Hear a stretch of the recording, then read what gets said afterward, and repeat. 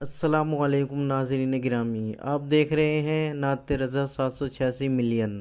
ہم آپ کی خدمت میں ایسے ہی خوبصورت بیانات لے کر حاضر ہوتے ہیں، تو آپ ہمارے چینل نعت رضا 786 ملین کو سبسکرائب کیجئے اور پاس میں لگے بیل آئیکن کو پریس کر دیجئے تاکہ ہماری نئی ویڈیو کی نوٹیفیکیشن آپ کو ملتی رہے۔ شکریہ۔ جو رسول پوری کائنات کے مشکل کشاں تھے، جب ان پر مشکل آئی تو انہوں نے کیا پڑھا؟ مولا علی جنہیں ہم مشکل کشاں مانتے ہیں، جب ان پر مصیبت اور مشکل آئی تو انہوں نے کیا پڑھا؟ صدیق اکبر جن کے صدقے ہماری مشکلیں ٹلتی ہیں، جب ان پہ مشکلیں آئی تو انہوں نے کیا پڑھا؟ جب حضور مشکل میں آئے بظاہر وہ جنگوں کی مشکلات، تو حضور کی زبان پہ کیا تھا؟ حسبنا اللہ و نعم الوکیل، قرآن میں ہے۔ اس کو بھی ہمارے بزرگوں نے اسم اعظم کہا۔ یہ حسبنا اللہ و نعم الوکیل، یہ وہ وظیفہ ہے اگر کوئی عشاء کے بعد 450 بار پڑھنے کا عادی ہو جائے اور وہ اس پر سختی کے ساتھ عمل کرے، وہ جو سوچے گا ابھی سوچ مکمل نہ ہوگی، اللہ اس کا کام پورا فرما دے گا۔ شرط کیا ہے؟ عالم ہونا، حافظ ہونا، قاری ہونا، مفتی ہونا، ڈاکٹر ہونا، ٹیچر ہونا، کوئی شرط نہیں۔ شرط بس اتنی ہے، ایک تو یقین کا ہونا اور دوسرا حرام سے پیٹ کا خالی ہونا۔ میں پھر کہتا ہوں آپ سے، سارے وظیفے پڑھ ڈالو۔ عورتیں ہی پڑھ رہی ہے بہت سے وظیفے، لوگ مانگتے ہیں یہ وظیفے اتنا پڑھتے ہیں حضرت اتنا اور دو۔ میں کہتا ہوں کم پڑھو، کم پڑھو لیکن پیٹ پر توجہ دو۔ شوہر آپ کا حرام لا کر کے کھلا رہا ہے، آپ 16 سیدوں کے روزے رکھیں، 10 بیویوں کے روزے رکھیں، اور بھی روزے رکھیں اور بھی رکھیں، دن بھر بھوکے رہیں، شام کو حرام سے افطار کریں، لوگوں کے خون سے افطار کریں۔ غوث پاک کہتے ہیں کہ جو حرام سے افطار کرتا ہے وہ لوگوں کے خون سے افطار کرتا ہے۔ لوگوں کو یہ باتیں اچھی نہیں لگتی۔ اپنا دین بالکل سچا سچا، سیدھا سیدھا، 2 اور 2 + 4 کی طرح بالکل سیدھی سیدھی بات ہے، اور بہت مشکل نہیں ہے ہمارا دین، یا دین پہ چلنا بھی مشکل نہیں ہے، بہت مرتبے پا سکتے ہو۔ یقین چاہیے، اللہ رسول کے فرامین پر عمل چاہیے، پھر دیکھو کیسے کرم کی برسات ہوتی ہے۔ تو خواجہ عثمان ہارونی کے پاس مرید کہتا ہے، وہ بوڑھا کہتا ہے مریدوں کے سامنے، حضور بچہ گم ہو گیا کچھ کیجیے۔ آپ نے مریدوں سے فرمایا، پہلے آپ نے آنکھ بند کر کے مراقبہ کیا، پھر سر اٹھایا اور فرمایا ایک بار سورہ فاتحہ 3 بار قل اللہ پڑھو، اس کے بچے کے لیے دعا کرو۔ ہر ولی کی زندگی میں آپ کو سورہ فاتحہ ملے گی۔ سورہ فاتحہ یہ وہ سورت ہے کہ اللہ کے رسول فرماتے، ایک دن جبریل امین آ کر کے کہتے ہیں یا رسول اللہ، نہ یہ سورت توریت میں تھی، نہ انجیل میں تھی، نہ زبور میں تھی۔ اگر یہ سورت توریت میں ہوتی تو موسیٰ علیہ السلام کا کوئی امتی یہودی نہ ہوتا، اگر یہ انجیل میں ہوتی تو عیسیٰ علیہ السلام کا کوئی امت جو ہے وہ اس طریقے سے گمراہی کا شکار نہ ہوتا جیسے وہ گمراہ ہوئے۔ یہ سورت زبور میں ہوتی تو زبور کے ماننے کا دعویٰ کرنے والوں کے لوگ سور اور بندر کی طرح نہ بنتے۔ یہ وہ سورت ہے جو اللہ نے صرف آپ کی امت کے لیے رکھا تھا، اس جیسی سورت اللہ نے کسی کو نہیں دی۔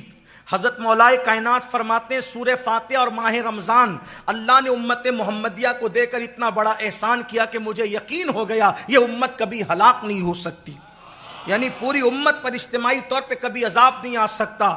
یاد رکھے سورۃ الفاتحہ وہ ہے، سورہ فاتحہ جو پڑھے گا، جس مراد سے پڑھے گا اللہ اس کی اس مراد کو پورا فرمائے گا، جس تمنا کو دل میں لے کر پڑھے گا اللہ اس کی اس تمنا کو پورا فرمائے گا۔ سورہ فاتحہ وہ ہے کہ اگر ڈاکٹر کہہ دے کہ اس کا علاج نہیں، اس کی بیماری کا علاج نہیں، 41 مرتبہ بسم اللہ کی میم کو الحمد کی لام سے ملا کر آخری میں 3 مرتبہ آمین کہنے کا اہتمام کر کے 41 مرتبہ پڑھتے رہو، مریض پہ دم کرتے رہو، انشاءاللہ اللہ اس کو شفا عطا فرمائے گا۔ لیکن پھر کہتا ہوں شرط یہی ہے، پیٹ حرام سے خالی ہو اور یقین کی دولت حاصل ہو۔ آج کل تو لوگوں کے یہاں دعوت کھانے میں بھی ڈر لگتا ہے، ہم لوگوں کو پتہ بھی نہیں ہوتا، یہ ذمہ داری تو بلانے والوں پہ ہوتی ہے کہ وہ کھلا کہاں رہے۔ ہم تو اس نظر کے ساتھ جاتے لیکن ڈر لگتا ہے، کیونکہ اللہ کے رسول علیہ السلام نے اس دور کے لیے فرمایا کہ سود اتنا عام ہو جائے گا، اتنا عام ہو جائے گا، اتنا عام ہو جائے گا کہ جو لوگ سود میں ڈوب جائیں گے، لوگ سود میں ڈوب جائیں گے، اور جو بچنا چاہیں گے، جو نہیں بچنا چاہیں گے تو ان کا تو کوئی میٹر ہی نہیں، ختم ہی ہے، لیکن جو بچنا چاہیں گے سود کے گرد و غبار ان تک پہنچ کر رہیں گے، یعنی جو بچنے والے ہوں گے ان تک بھی گرد و غبار پہنچے گا۔ آج تو گھروں میں بیٹھ کر لوگ رمی کھیل رہے ہیں، کروڑ پتی بننے کے چکر میں، ایزی منی کے چکر میں رمی کھیلی جا رہی ہے۔ کون جائے محنت کرنے، کون جائے پسینہ بہانے، کون جائے پسینے کے جس سے جسم کو بدبودار بنانے؟ گھر میں بیٹھو، گھر میں بیٹھ کر کے ایزی منی کماؤ، عیش کرو، آرام کرو۔ اسلام یہ نہیں سکھا۔ اور پھر ایڈورٹائز کرنے والے بتا رہے وہ اس کو کار مل گئی رمی کی وجہ سے، اس کو بنگلہ مل گیا، کروڑوں کا تم نے ہڑپ کیا اور چند لوگوں کو دیا تو اس کی اشتہار بازی کرتے ہو۔ یہ بھی تو بتاؤ کتنے روڈ پہ آئے، جوا نے کتنوں کو روڈ پہ لایا، کتنے مالداروں کو فقیر بنایا، کتنے دینے والوں کو مانگنے والا بنایا۔ اسلام یوں ہی منع نہیں کرتا، ایزی منی کے چکر میں اپنی حلال کمائی کو برباد مت کرو۔ اسلام ایزی منی کی بات نہیں کرتا، اسلام محنت کی بات کرتا ہے، اسلام مشقت کی بات کرتا ہے۔ یاد رکھنا، جو ایزی طور پر آتا ہے وہ ایزی طور پر چلا بھی جاتا ہے، اور جو محنت کی کمائی سے آتا ہے وہ ہمیشہ رہتا ہے۔ اس لیے اپنے جوانوں سے کہتا ہوں، محنت سے کمانا سیکھو، ایزی منی کے چکر میں اپنے باپ داداؤں کی حلال میں روزی کو، حلال دولت کو تباہ اور برباد نہ کرو۔ یہ دنیا شہد دکھاتی ہے، زہر پلاتی ہے۔ امام کہتے ہیں شہد دکھائے، زہر پلائے، قاتل ڈائن شوہر کش، اس مردار پہ کیا للچایا۔ دنیا دیکھی بھالی ہے، تم ایزی منی کے چکر میں اپنے باپ داداؤں کی دولت کو داؤ پر لگا دو گے، کنگال ہو جاؤ گے، بعد میں خودکشی تک کی نوبت آتی ہے، بعد میں زہر کھا کر کے مرنے کی نوبت آتی ہے، بعد میں پھانسی کے پھندے پہ چڑھنے کی نوبت آتی ہے۔ اس لیے اپنے جوانوں سے کہتا ہوں، میری قوم کے جوانوں، اللہ نے ہماری قسمت میں جو لکھا ہے اس کو حلال راستے سے جا کر حاصل کرنے کی کوشش کرو۔ بہرحال خواجہ عثمان ہرونی نے جو ہے فرمایا سورہ فاتحہ پڑھو، ایک بار 3 مرتبہ قل ہو اللہ شریف پڑھو، اور اس کے بعد ہاتھ اٹھا کر آپ نے دعا کی، اے اللہ اس کے بچے کو اس کے گھر تک پہنچا دے۔ حضرت یعقوب اور یوسف جو دونوں ایک دوسرے سے بچھڑ گئے تھے مولا، ان کے ملن کا، ان کے ملاپ کا واسطہ مولا اس کے بچے کو اس سے ملا دے۔ اور پھر آنکھ کھول کر کے ہاتھ نیچے کر کے فرماتے ہیں جاؤ جاؤ انشاءاللہ تمہارا بیٹا تمہارے گھر آ گیا۔